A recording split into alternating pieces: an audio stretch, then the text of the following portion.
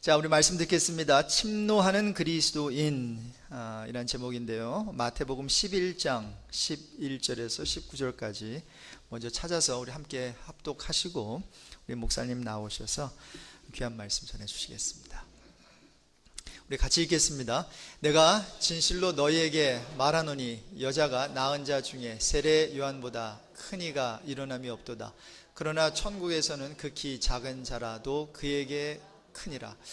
세례 요한의 때부터 지금까지 천국은 침노를 당하나니 침노하는 자는 빼앗느니라. 모든 선지자와 율법이 예언한 것은 요한까지니 만일 너희가 즐겨 받을진대 오리라 한 엘리야가 곧 이 사람이니라. 귀 있는 자는 들을지어다.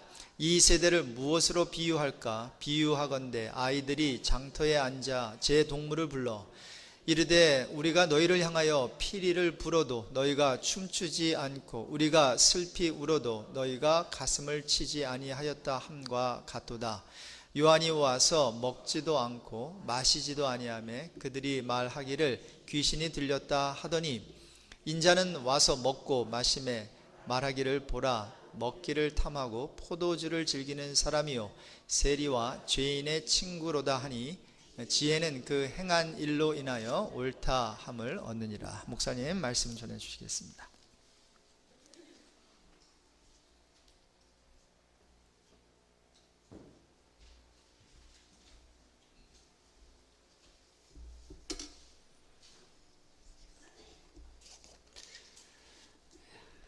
잠깐 기도하겠습니다. 사랑이 많으신 하나님 아버지,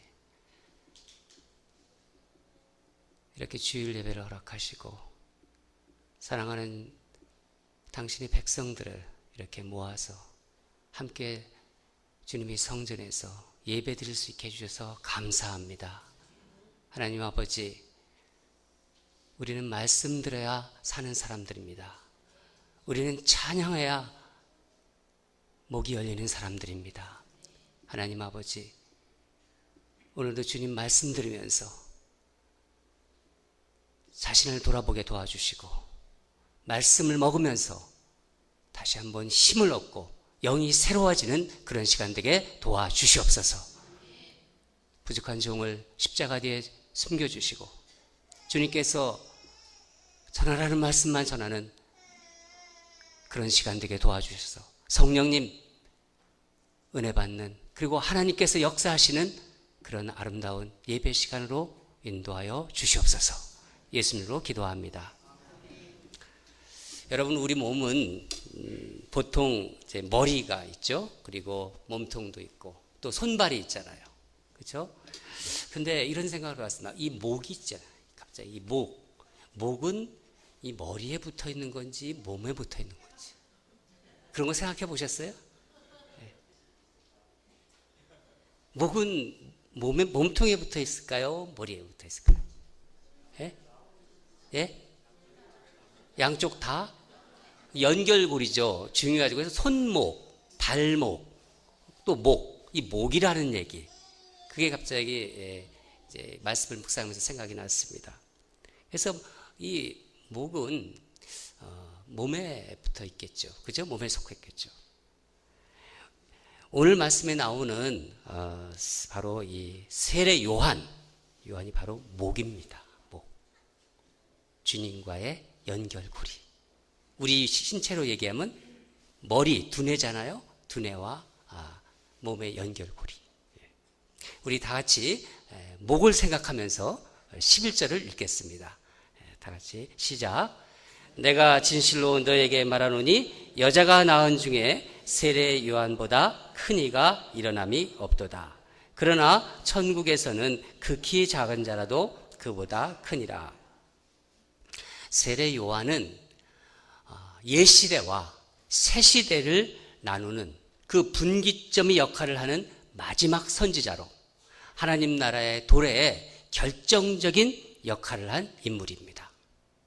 그래서 요한은 이전의 모든 선지자보다 가장 큰 선지자요. 여호와의 크고 두려운 날이 이르기 전에 선지자 엘리야를 보내겠다. 무슨 말씀이죠? 말라기 4장 5절 말씀이에요. 그 말라기 4장 5장에 나오는 그 말씀이 바로 세례 요한을 가리키고 있는 말씀입니다. 하지만 세례 요한도 어쩔 수 없이 옛시대에 속한 인물이었죠. 그래서 예수님은 어떻게 말씀하시냐면은 천국에서는 지극히 작은 자라도 세례 요한보다 더 크다는 그 말씀을 덧붙이고 있는 거예요. 여러분, 이 말씀은 신약 시대에 천국에 들어온 예수님의 제자들이나 또 우리들이 인물 됨됨이가 세례 요한보다 좀 낫다, 그런 뜻이 아닙니다. 그럼 이게 무슨 뜻이냐? 사람 됨됨이의 그런 관점이 아니라 이 말씀은 구원의 역사가 진행되는 과정에서 하신 예수님의 말씀으로 보아야 합니다. 시대가 다르다 하는 그런 의미가 들어가 있는 겁니다. 그러면서 예수님은 아주 중요한 말씀을 하십니다. 우리 다 같이 12절을 함께 읽겠습니다. 시작. 세례 요한이 때부터 지금까지 천국은 침노를 당하나니 침노하는 자는 빼앗느니라. 이 마태복음 11장 12절 말씀은 해석하는 데 있어서 많은 논란이 있는 말씀입니다. 그 논란의 핵심은 뭐냐? 침노하는 것이 바람직한 것이냐, 아니면 악한 것이냐, 바로 그것입니다. 문법적으로는요, 이것을 긍정적으로 해석하든 부정적으로 해석하든 다 상관이 없습니다. 다 해석할 수가 있습니다. 그래서 어느 쪽이 틀렸다고 볼 수가 없습니다. 부정적인 의미를 주장하는 학자들은 12절을 이렇게 해석합니다. 공동 번역에는 그 해석을 따르고 있습니다. 제가 한번 읽어드리겠습니다. 세례자 요한 때부터 지금까지 하늘나라는 폭행을 당해왔다. 그리고 폭행을 쓰는 사람들이 하늘나라를 빼앗으려 한다. 다르죠, 우리가 읽은 거하고. 그렇죠? 예. 여기서 하늘나라를 빼앗으려 하는 사람은 누구겠어요? 그 당시 종교 지도자들, 바리새인들과 서기관들, 그런 사람들을 지금 일컬어 말을 하고 있는 것입니다. 이와는 달리 침노하는 자는 것이 바람직한 의미다. 침노하는 것이 바람직한 의미라고 주장하는 쪽은 앞뒤 전후 문맥을 고려한 견해입니다. 우리가 읽은 개역개정 본문도 이 견해를 수용하고 있습니다. 저 자신도 이 견해가 좀 타당하다는 생각을 합니다. 문맥으로 보아서 그렇지만 이 말씀과 비슷한 말씀이 또 어디에 나오냐면 누가복음에 나오는데, 거기에서는 침노하다라는 해당하는 이 비아조라는 헬라어 그 원어분으로 비아조라고 하는데, 이 비아조라는 단어 대신 유앙겔리조라는 말을 쓰고 있습니다. 유앙겔리조라는 말은 여러분이 잘 아실 거예요. 복음을 전하다, 그리고 복음을 선포하다, 그런 뜻입니다. 유앙겔리죠. 이런 동사를 써서 이렇게 말하고 있습니다. 누가복음 16장 16절을 제가 읽어드리겠습니다. 율법과 선지자는 요한의 때까지요. 그 후부터는 하나님 나라의 복음이 전파되어 사람마다 그리로 침입하느니라. 그러니까 이 율법 규정 때문에 제약을 받던 그런 사람들이, 그런 이들이 그 경계를 허물고 하나님 나라로 진입한다는 겁니다. 침노하다의 그 원어적 의미는 강렬하다, 맹렬하다, 폭력적이다, 그런 뜻을 가지고 있습니다. 강렬하다, 맹렬하다, 폭력적이다. 또 빼앗느니라, 이 원어적 의미는 또 무슨 의미를 가지고 있냐면은 먹이를 낚아채다. 맹수가 먹이를 확 낚아채는, 동물의 왕국에서 보면은 그런 게 나오지 않습니까? 사자가 먹이를 확 낚아채지 않습니까? 그거를 상상하시면 됩니다. 여러분, 침노한다든가 빼앗느니라, 이 말들의 공통적인 어떤 느낌이 있지 않습니까? 어떤 것 같아요? 침노하다, 빼앗느니라. 어떤 강렬함이 있지 않습니까? 또 긴박함, 절박함이 느껴지지 않으세요? 그렇죠? 그러니까 본문의 말씀은 뭐냐면 아주 폭력적일 만큼 강력하고 강렬하다는 거죠. 그리고 절박하게 천국을 사모하고 추구하는 그런 태도를 이야기하는 거예요. 이해가 되세요? 아주 폭력적일 만큼 강렬하고 절박하게 천국을 사모하고 추구하는 그런 태도. 그런데 침노하는 자는 빼앗느니라 그렇게 말씀 나오지 않습니까? 무엇을 빼앗는다는 거예요? 무엇을 빼앗죠? 예? 천국을. 예, 맞습니다. 천국을. 여러분, 근데 좀 이 천국을 빼앗는다는 게 좀 이상하지 않아요? 천국은 구원받는 자들이 것이잖아요. 구원받는 자. 그렇죠? 그런데 우리는 어떻게 구원받았어요? 여러분과 제가 어떻게 구원받았죠? 예? 제가 못 들었는데 웅웅거려가지고 믿음? 예. 예수님을 믿음으로써 맞습니다. 예. 예수님을 믿음으로써 우리는 구원받았습니다. 근데 그 믿음은 구원은 그 믿음은 뭐라고 합니까? 핵심적인 그 믿음. 하나님께서 막 뺏은 거예요? 뭐죠? 선물로 주셨다고 그랬잖아요. 그죠? 선물. 우리는 선물. 그 믿음을 선물. 그래서 우리는 그걸 알고 있잖아요. 그렇게 또 배웠잖아요. 선물로 구원을 받았다. 제가 말씀을 하나 읽어드리겠습니다. 너희가 그 은혜를 인하여 믿음으로 말미암아 구원을 얻었나니 이것은 너희에게서 난 것이 아니요 하나님의 선물이라.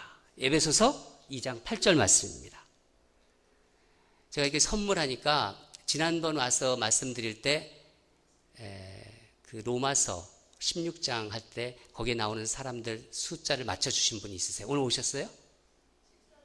식사당번. 제가 선물을 드린다고 그랬어요. 선물. 이따가 저를 꼭 만나고 가십시오. 제가 약속한 선물을 가지고 왔습니다. 꼭 만나고 가시면 좋겠습니다. 그런데 이 천국, 즉 하나님의 나라를 빼앗는다. 그것도 아주 격렬하게. 마치 배고픈 맹수가 먹이를 낚아채듯, 먹이를 포획하듯. 이게 무슨 말일까요? 나는 예수님을 내 마음으로 믿고 입으로 고백했는데 또 무슨 구원?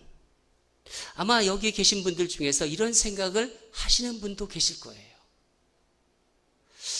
나는 예수님을 믿어서 지금 구원받은 사람인데. 맞습니다. 그 생각이 맞습니다. 우리가 예수님을 주님으로 고백하고 영접했을 때 하나님과의 관계가 회복된 거예요. 하나님과의 관계가 단절되었었는데 이제 연결된 것이죠.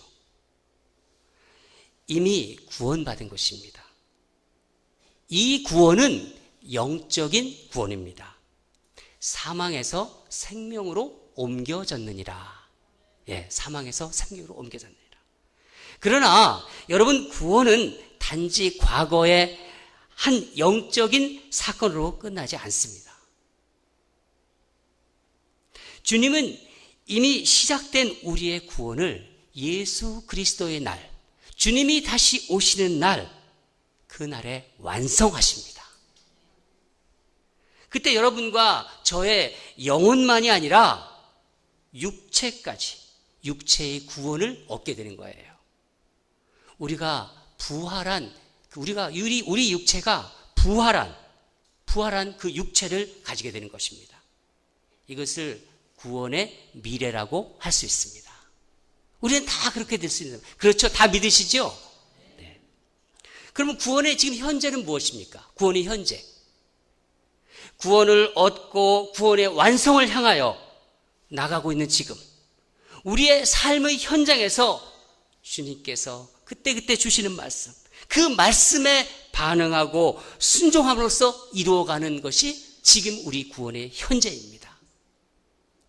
빌립보서 2장 12절 말씀에 지금 나 없을 때에도 항상 복종하여 두렵고 떨림으로 너의 구원을 이루라. 사도 바울의 말씀입니다. 이것이 우리가 성화되어가는 구원의 현재예요. 지금 구원에 대해서 쭉 말씀드렸어요. 정리가 되세요? 네. 그러니까 여기서 말하는 하나님 나라는 죽어서 가는 그 천국뿐만이 아니라 지금 이 세상에서 우리가 누릴 수 있는 하나님 나라를 말하고 있는 거예요. 하나님이 통치가 이루어지는 거룩한 곳, 바로 그곳이 하나님 나라이고 그것이 이 땅에서 이루어가는 구원입니다. 여러분, 성도는 어떻게 살아야 하는가 하는 질문에 무관심이다. 그런 질문에 무관심한 채로 오직 구원의 확신을 가지고 살면 된다는 가르침은 잘못된 가르침입니다. 이건 예정론이 아니에요. 이건 구원파라는 이단입니다.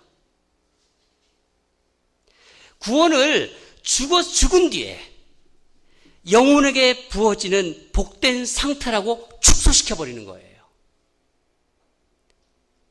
만약에 그것을 믿는다면, 그런 것만 믿는다면 교회는 어떻게 될까요? 하나님 나라의 복음의 그 역동성 대신에 마치 보험을 들듯, 인슈런스를 들듯 구원받고 복받고자 하는 소시민적 열망에 지배당하는 그런 곳이 되고 마는 거예요. 초대교회 성도들에게 있어서 믿음이란 예수님은 나의 주라는 원초적인 신앙 고백이었어요. 단순한 이해나 지적인 동의 문제가 아니었습니다. 그들에게 있어서 믿음이라는 것은 예수님이 주님이시냐 아니면 로마 황제 가이사가 주인이냐를 결정하는 믿음의 결단의 문제였습니다. 목숨을 건 심각한 결단의 문제였죠.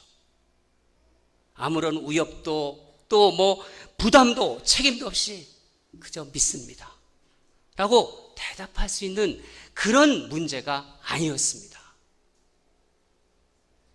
사실 이런 스피릿은 그 당시 시대건 지금 시대건 어느 세대건 간에 어떤 곳이건 신앙인이라면 공통적으로 가져야 할 태도입니다. 지금 이 시대에서 크리스찬으로, 그리스도인으로 사는 것이 여러분 쉽습니까? 결단하지 않고 희생하지 않고 않으면서 신앙인으로 제대로 살 수 있습니까? 아니잖아요. 저는 오늘 본문을 묵상하면서 그러면 과연 오늘 말씀을 통해서 하나님께서는 여러분과 저에게 어떤 말씀을 주실 것인가? 이 침노하는 그리스도인이라는 말씀을 주셨는데 이 침노하는 그리스도인이 이 세상을 어떻게 과연 살아갈 것인가? 그 삶의 태도를 여러분과 같이 나누기를 주님은 원하시는 것 같아요. 그걸 나눠보겠습니다. 첫째로 침노하는 그리스도인은 먼저 하나님과의 관계에 절박함을 인식하고 살아가는 사람입니다. 하나님과의 관계에 절박함을 인식하고 산다. 다시 말씀드리면은 그리스도인에게 있어서 가장 우선적인 관계는 하나님과의 관계예요. 그렇죠. 우리가 예수 믿는 사람으로서 제일 중요한 관계, 하나님과의 관계. 인생살이에서 맺는 여러 가지 관계가 있습니다. 부부 사이의 관계, 또 자녀와의 관계, 일터에서 종업원과의 관계, 동료와의 관계, 사람과 사람 사이의 관계, 이런 관계에 우리의 모두 관심을 가질 수밖에 없고 또 당연히 관심을 가져야 합니다. 그러나 여러분 한번 상상해 보세요. 여러분 집에 죄송한 예지만은 불이 났다고 한번 생각해 보세요. 그럴 리는 없겠지만은 불이 났어요. 불이. 그런데 그 집안에 한 사람이 갇혀 있는 거예요. 이 사람은 저처럼 조용하고 침착한 사람입니다. 약간 웃으시는데 그런데 불이 났기 때문에 불이 점점 오면서 이 사람이 어떤 행동을 취할까요? 조용한 사람이 갑자기 민첩해지면서 밖으로 뛰어나가려고 하잖아요. 문을 찾고 비상구를 막 찾으러 다닐 것 아니겠습니까? 왜냐하면 가만히 있으면 불에 타 죽기 때문에. 절박하게 살 길을 찾는 거예요. 절박하게, 절실하게. 여러분 생각해 보십시오. 여러분, 나는 예수 그리스도를 믿고 내가 정말 절박한 마음으로 예배를 드리고 있는가? 나는 진정 그리스도인으로서 하나님께 어떤 안타까운 마음, 어떤 절박한 마음으로 지금 내가 달려오고 있는가? 주님의 품에 내가 그렇게 안기려고 하고 있는가? 이런 다급한 마음으로 여러분 내 예배에 나오십니까? 간절한 마음으로 기도할 때 하나님 그 내 마음을 다 쏟아부으십니까? 간절한 마음으로? 말씀을 듣고 있는 지금 조용히 한번 본인을 돌아보세요. 저 자신도 돌아보겠습니다. 한번 스스로를 질문해 보세요. 나는 절박한 마음으로 하나님께 달려오고 있는지, 나는 간절한 마음으로 하나님 말씀을 듣고 있는지.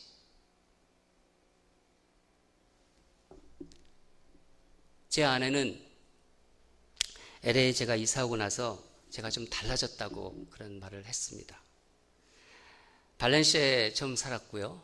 그리고 교회 옆에 썬랜드로 이사 와서 썬랜드에서 저기도 오셨는데 썬랜드에서 이사 와서 거기서 살고 또 LA에서 이사 가서 한 2년간 살았습니다.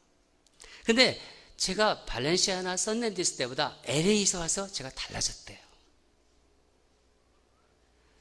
못 보던 행동이 제게 나온다는 거예요.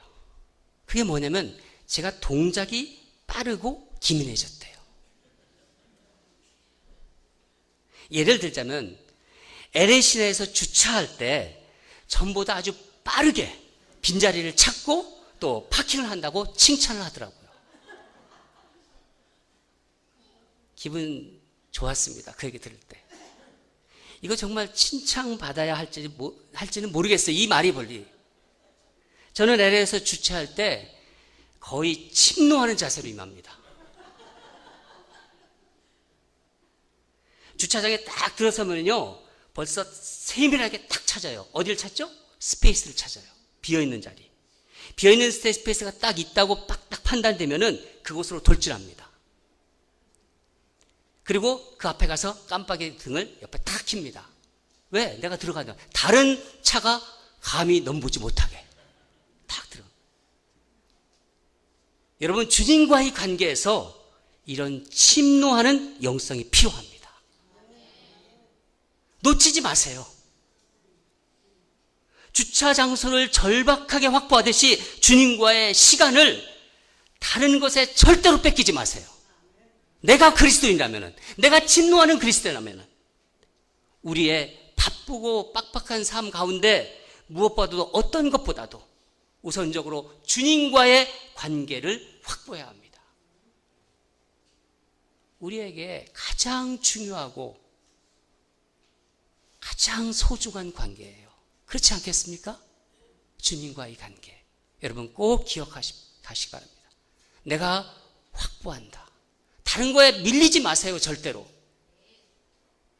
두 번째로 침노하는 그리스도인은요, 예수님이 하시는 일, 예수님이 역사, 예수님이 하시는 일에 적극적으로 반응하고 거기에 참여한다는 거예요.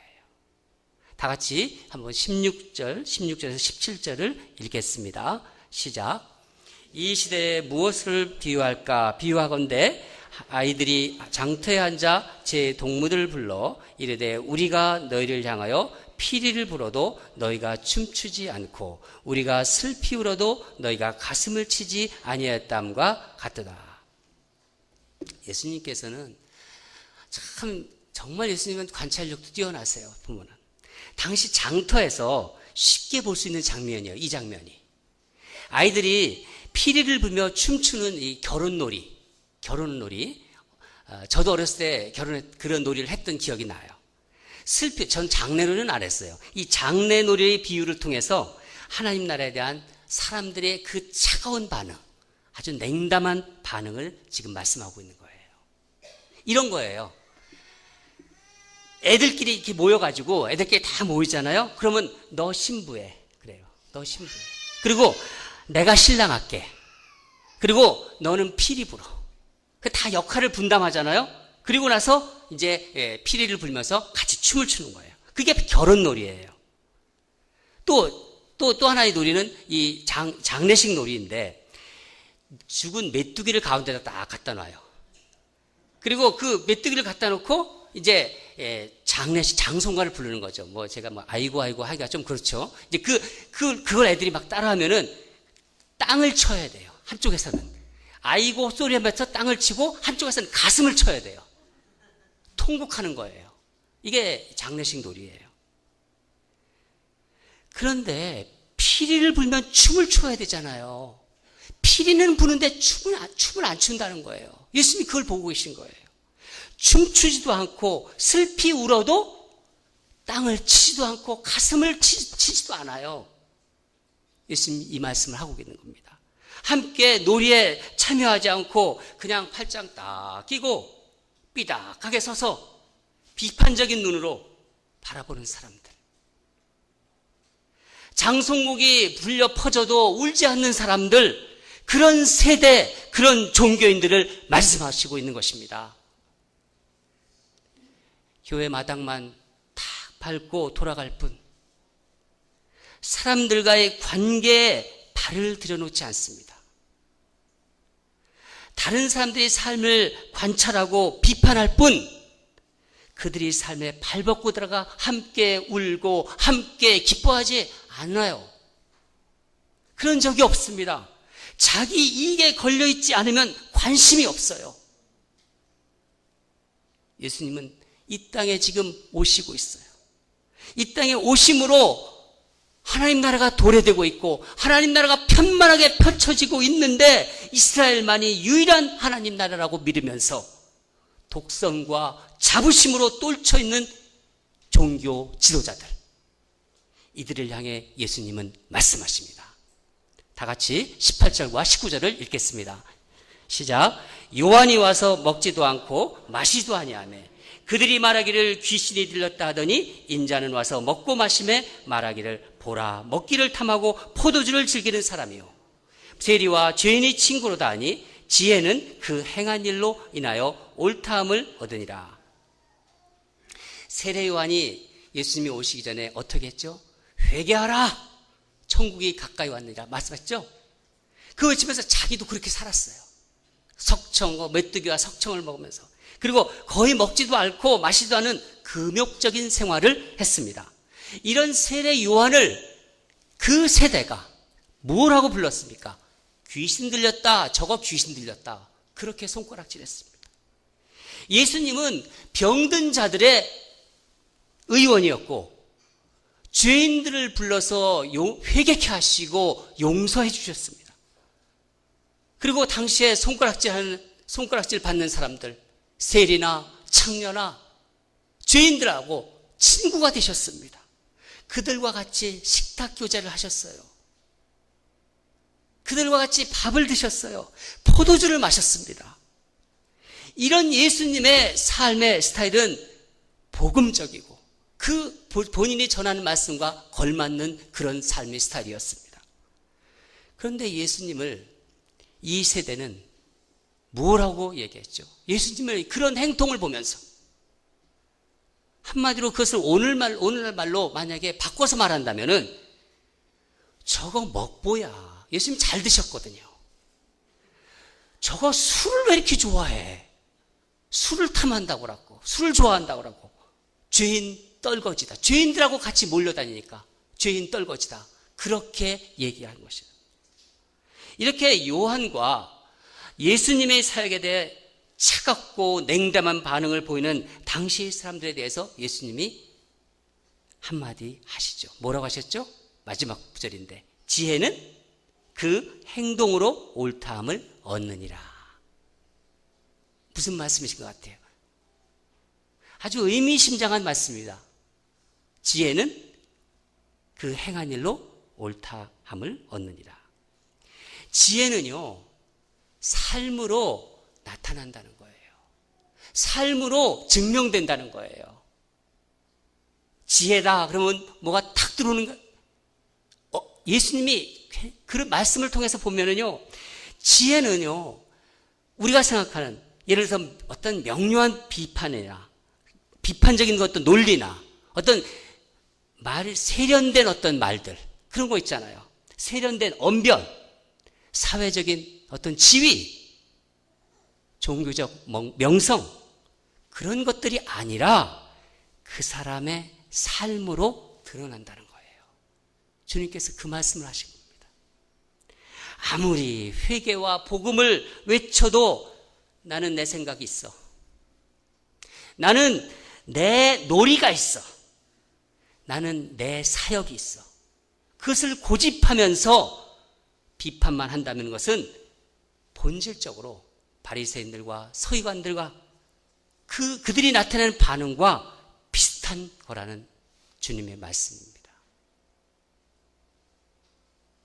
하나님을 나의 인생의 통치자로, 내 삶의 통치자로 다스리도록 맡겨드리고 내 놀이를 기꺼이 포기하는 거예요.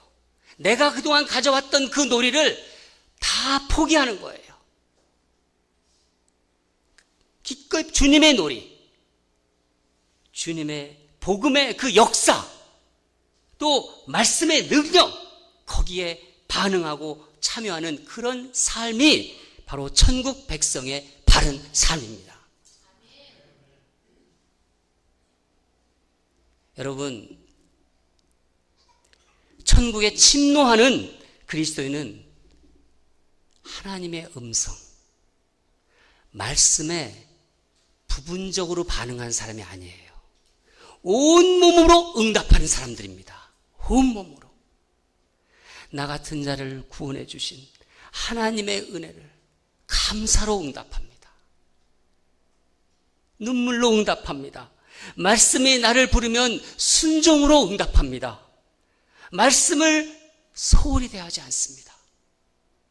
복음의 역사가 일어날 때 감격하고 사단이 장난에 분노합니다. 연약한 지체를 보면 함께 눈물을 흘립니다. 저는 말씀을 준비하면서 제 마음속에서 계속 이런 음성이 들렸습니다. 응답하라. 온누리 교회요.